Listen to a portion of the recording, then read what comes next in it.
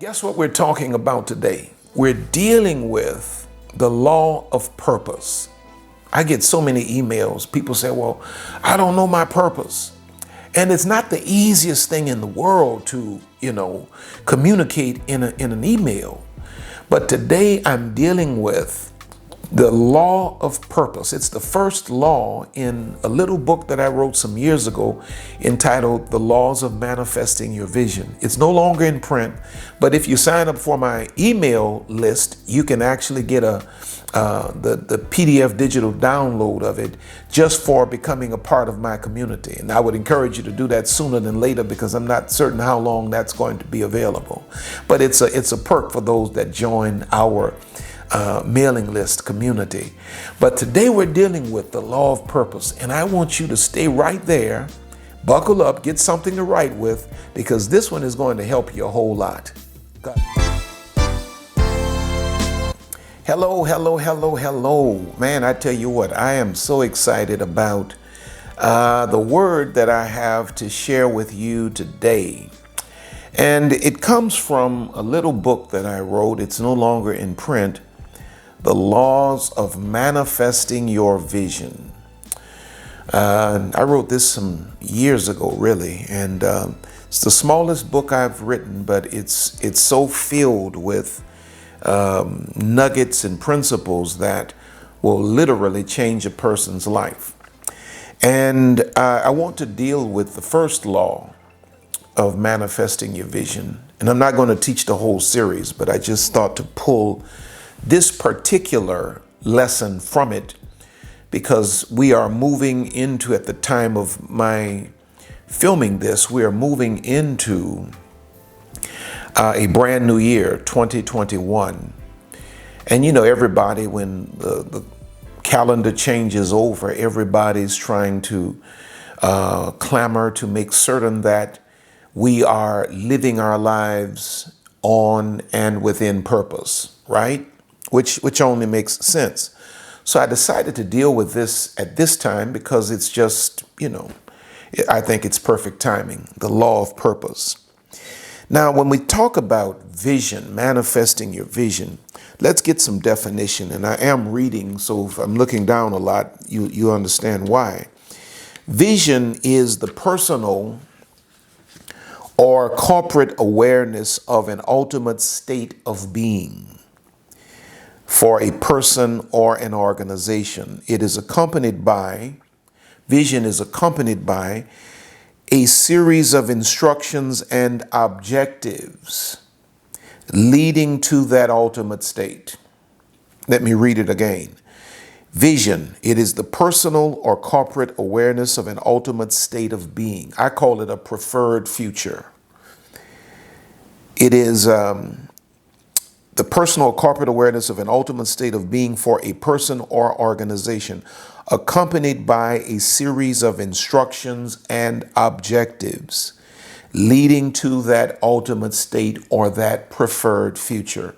A person that is a visionary has a real clear glimpse, or grasp is a better word, on what their preferred future should look like.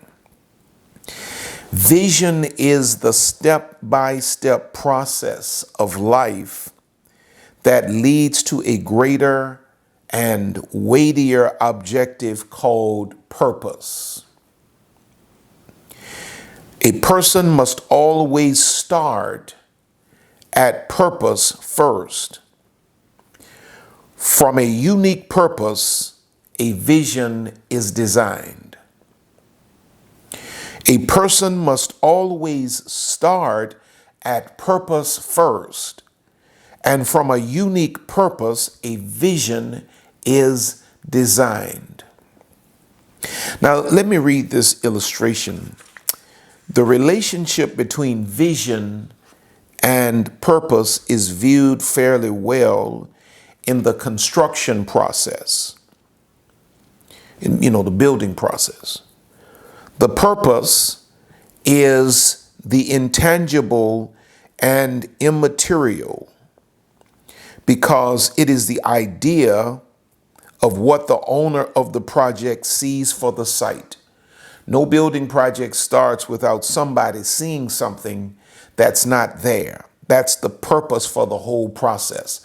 Somebody sees something that's not there that they want to see manifested. So the purpose is intangible and immaterial because it is the idea of what the owner of the project sees for the site. The ultimate picture that the owner sees is the entire reason for the process. The vision is captured in the step-by-step plans that the architect lays out for every individual playing a role in the project. The vision is the blueprint of the purpose. So the purpose is imagined, it's immaterial, invisible, and then from the purpose that's in the mind of the owner of the project, the architect then develops a plan, a blueprint, which is indicative of a vision that leads to what? The manifestation of what the owner originally saw in his or her mind. Vision always leads to manifesting the things that we see that are invisible. I hope I'm not going too deep for you. So vision becomes the roadmap to purpose. Therefore, purpose and vision must be married. There are too many people who have a vision and it's not married to any purpose. And when you have a vision that's not married to purpose, you're running on pure ambition, which is fleeting. You know, we have different ambitions on different days. You know, depending on how I feel, I may have the ambition to be a 56-year-old rapper tomorrow. You know what I'm saying? If my life is not rooted in purpose, vision that has no purpose is simply vain ambition. Purpose is the destination of vision because vision is always leading us somewhere. Purpose is the destination of vision because vision is always leading us somewhere. Your vision will always look too big to attain. And this is because your vision is a portrayal of the potentially ultimate you. Your vision says, this is what you can be. And your vision leads you to your potential. Your vision does not allow you to stagnate in your present. Your vision charts out a step-by-step process that leads to your potential. This is why it's dangerous for a woman to marry a man that has no vision. Because where there is no vision, the people perish. So we must constantly evolve into the ultimate state of being. Now, the trick of the devil, the trick of the enemy is to get you bogged down in where you are currently, rather than focusing on the journey to the ultimate destination. Your vision leads to the best version of you. But, you know, the trick of the enemy is to get you caught up in your emotions and to get you bogged down in complacency where you presently are. But listen to what the Bible says in Habakkuk 2:3. I just mentioned it actually. For the vision is yet for an appointed time, but at the end it shall speak and not lie. Though it tarry, wait for it, because it will surely come. It will not tarry. Your vision, even your current disheveled state, is leading to your ultimate state if you don't give up. He says, for the vision is for an appointed time, but at the end it shall speak. You know, you may not have anything that's encouraging now. It may seem like everything that can go wrong is going wrong. Stay on track with the vision, the purpose in your mind. You're going to have a lot of days where you're going to feel discouraged, but the vision, if you stick with it, the vision will speak for itself. Because your purpose will never match your current state. Your purpose is always going to look like it's somewhere out there. And you just keep on, like the tortoise and the hare. Poor little tortoise just making those little, steps, those little slow steps, and the hare just darting by him. But the tortoise stayed with the vision. He had a vision that I'm going to win this thing. I may not have the best gift. I may not be the fastest. I may not be the best looking, but I'm going to win this thing. And he stuck with it. And he just kept on putting one foot in front of the other. And before he knew it, he was stretching his neck out across that finish line, doing the impossible. So it is with your vision, your purpose rather. Your purpose will never match your current state. It's going to always in your natural mind look like, I'm outclassed here. There's no way in the world I can do this. This can't work. Now let's define purpose. It is the original intent or reason for the existence of a thing or person. That's the purpose. It is the original intent or reason for the existence of a thing or person. I have on, this is actually a new shirt that I'm wearing right here. Well, when I bought this shirt, I could have very well bought this shirt to wash my car with it. This shirt could wash my car. The material is soft enough, just be careful with the buttons, but I could have bought this as a rag to wash cars. I could have bought this as a dish towel. I could dry my dishes with this. Lisa probably wouldn't be too happy about it, but I could do it. Well, even though I can do those things with this shirt, that's not the purpose of the shirt. The original intent or reason for the existence of a thing is its purpose. This shirt is purposed to be worn by a man. When a person finds their purpose, they contact their reason for living. Purpose is separate from financial compensation or feasibility. It is the fulfilling element of a person's life. If a person lives apart from his or her purpose, he will never be satisfied. She will never be fulfilled. Millions of dollars cannot substitute for purpose. True success is in living out one's purpose for being. You're not a success if you're not living out your purpose for being. We have to stop defining success by, how many zeros you have in your bank account. If you make 6 or 7 figures a year, you may make 6 or 7 figures a year. But if you're doing something that the Creator did not originally intend you to do, you're not going to feel any sense of fulfillment. And therefore, you're not succeeding. You're just a successful failure. To make a lot of money to do something that God never created you to do is not succeeding. It's, you're just at the top of the failure. You're at the top of the failure heap. You're just a failure that's making a lot of money to fail.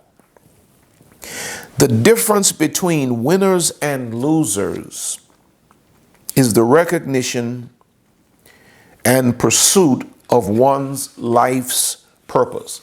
See, you sit and you look at me, and I'm one of the most successful people in the world. I don't have the most money. God knows I don't. There are millions of people who have much more money than I have. I'm not the most popular. Millions of people who are much more popular than I am, loved more than I am. But there are not a lot of people who are actually 100% living within the parameters of why the Creator made them. I always mention my father, who's right there over my shoulder. I keep a picture where I can look at him. Because what I learned from him is to live your life within the structure of the Creator's design for you. Don't worry about the opinions of people. Find out why did God make you, and do that. Be that. Let nothing discourage you. And so I live my life full steam ahead in the direction that God has made clear to my heart relative to why he made me and created me. And so when I wake up in the morning, I'm fulfilled. When I put my head on the pillow at night, I'm fulfilled because I am living my purpose.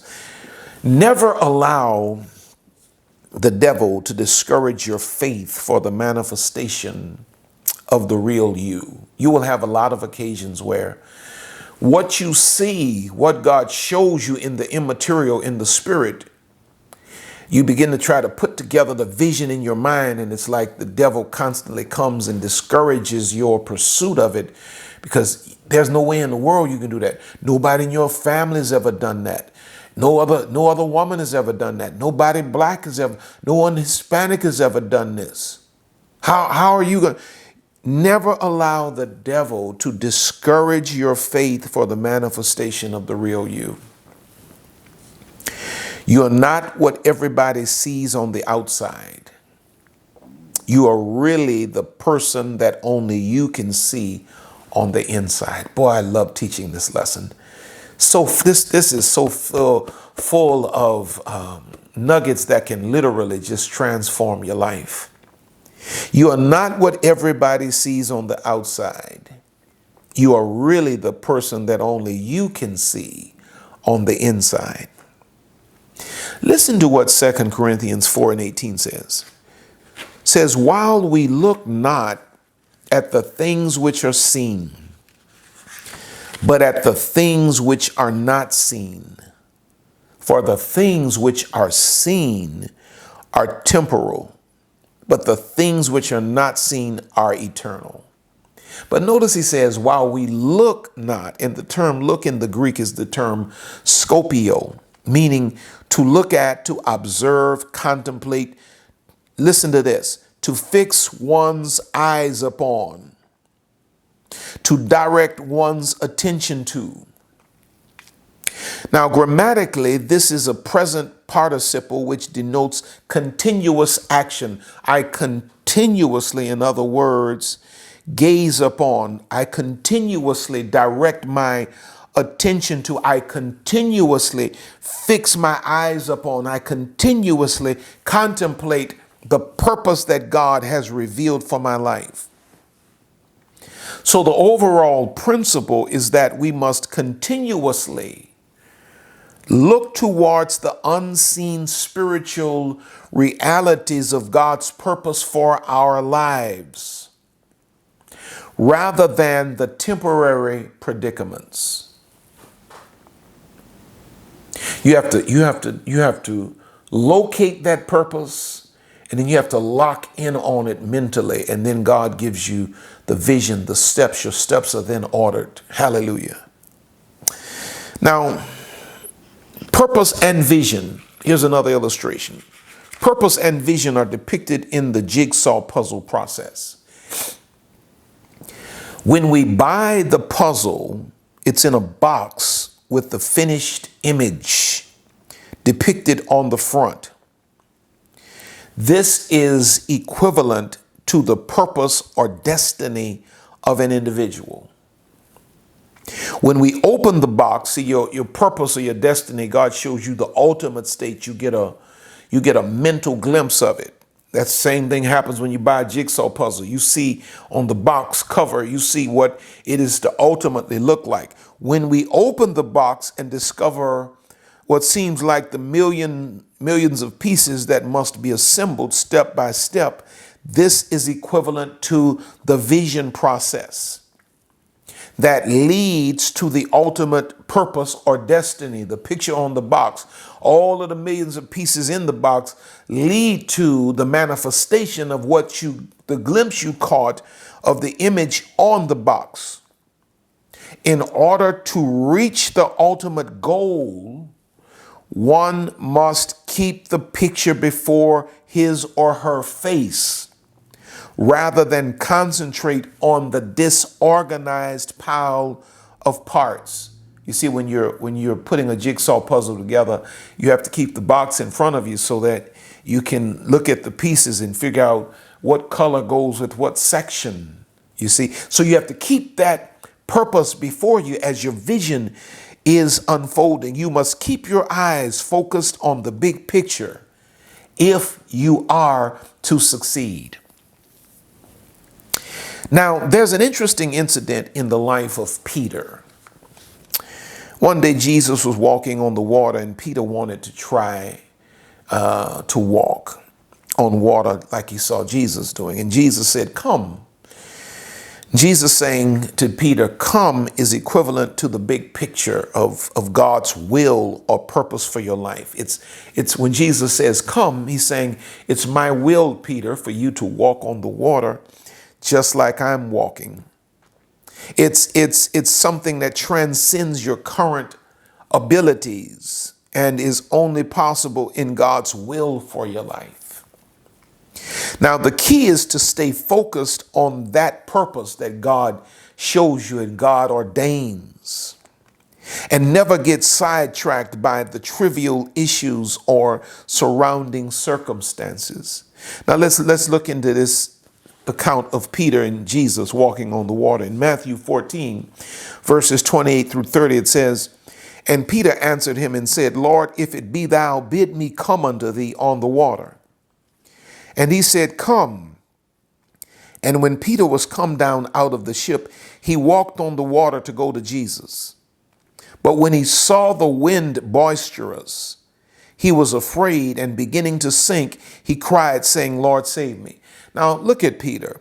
Peter failed in his pursuit of divine purpose because he focused on circumstances and he focused on his inability to handle them, rather than locking in on Jesus's endorsement of the purpose and Jesus's power to help him to fulfill it. He got locked in on what was swirling around him and what he lacked within himself.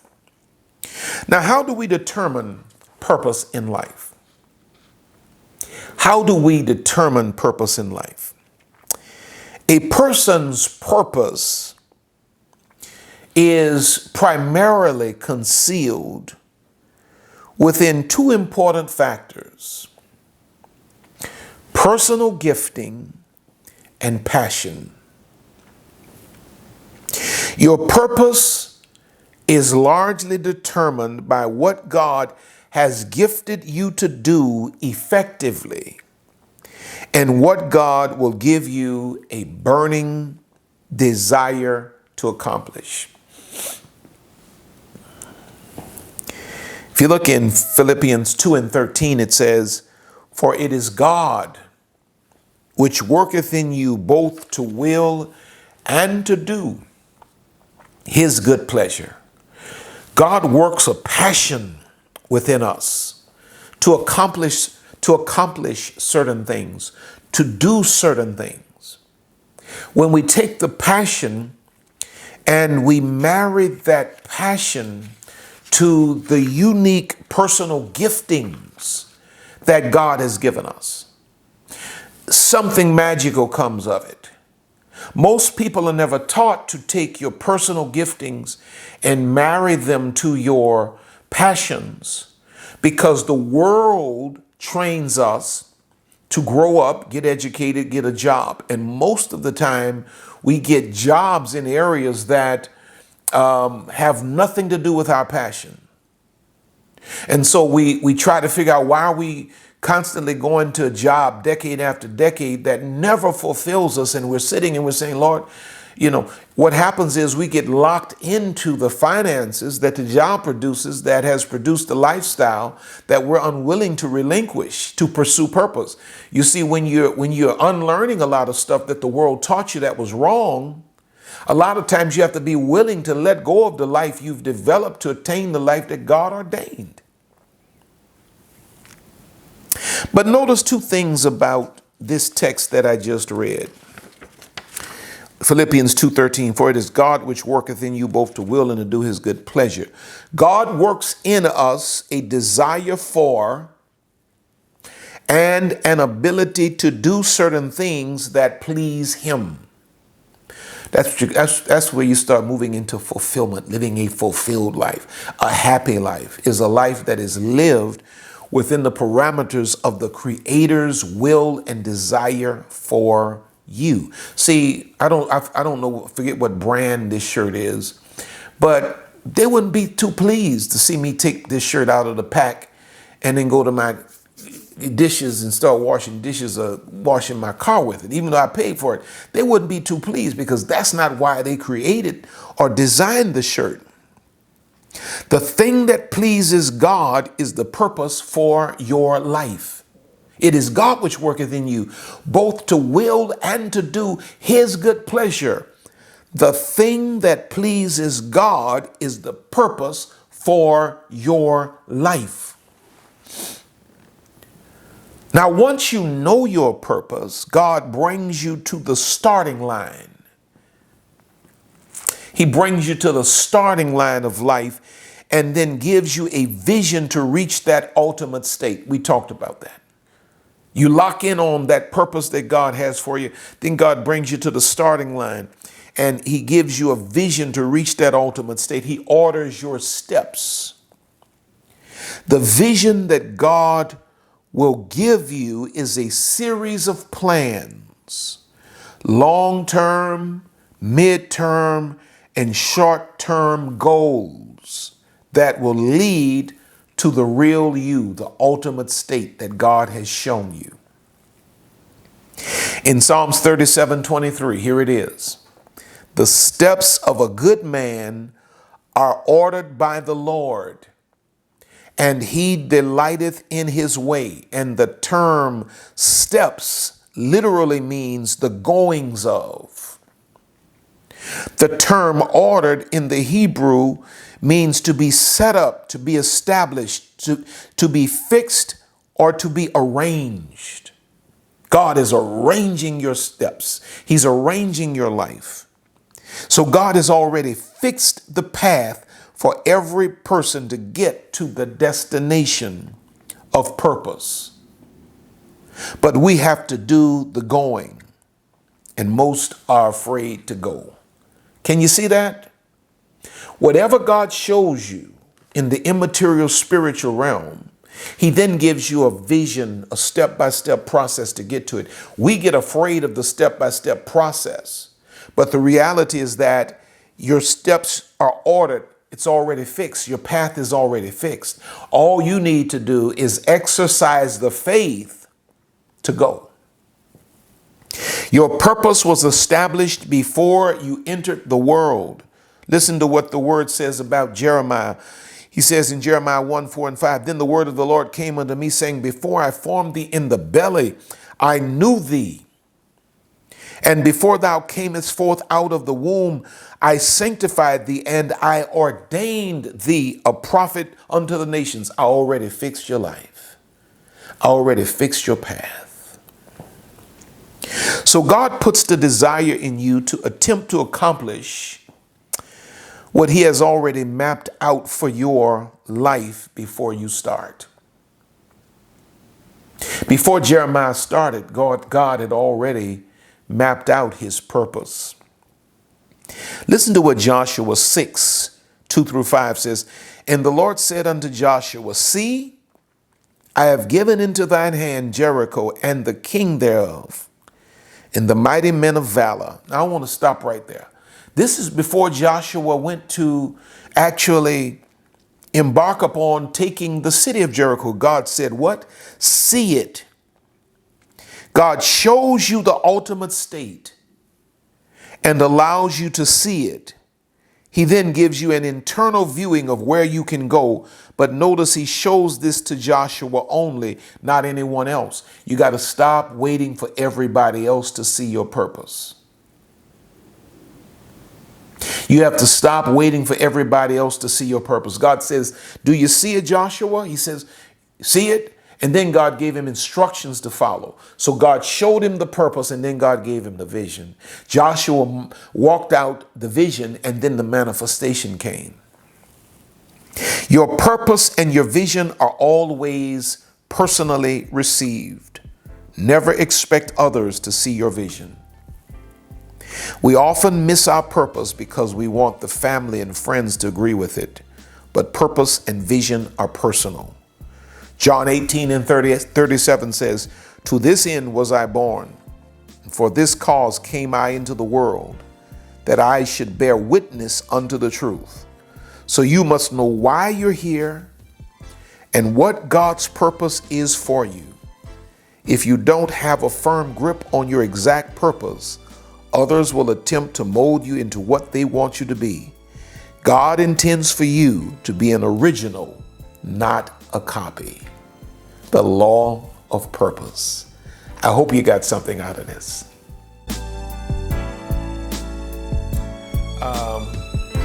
And I want to just mention a few things to you. Don't forget to stop by my website, rcblakes.com, and sign up for my mailing list. Man, there's some wonderful things that I send out from time to time just to encourage the hearts of the people that are connected to me. You know, I am a pastor at heart, and so there are times that I kind of feel what, people are dealing with, and I'll send out inspirational downloads, PDFs that you can download and revisit. I'd love for you to be a part of that community. Then you get a chance to figure out and see everything that we're doing from time to time. Also, those of you that may need counseling of any kind, don't forget to stop by. Look in my description, and you'll see a link for BetterHelp Counseling.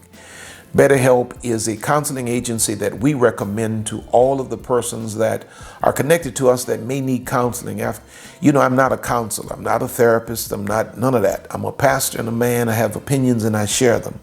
And so we've partnered with BetterHelp, and as you use their services, they will, if you use the link, they will take 10% off of the cost of the counseling, and then they will also sow back into the ministry for our having recommended them. So it's a win-win situation. Now, don't forget to stop by Amazon, pick up my books. And man, look, just know that Lisa and I really, really love you. We really appreciate you. We thank God for you. And hey, till next time, I'm R.C. Blakes. Don't forget to hit that like. I need you to press that like before you give me a thumbs up before you get out of here. And just know Lisa and I love you, and you're on top and you're going higher. God has more in store for you. God bless you.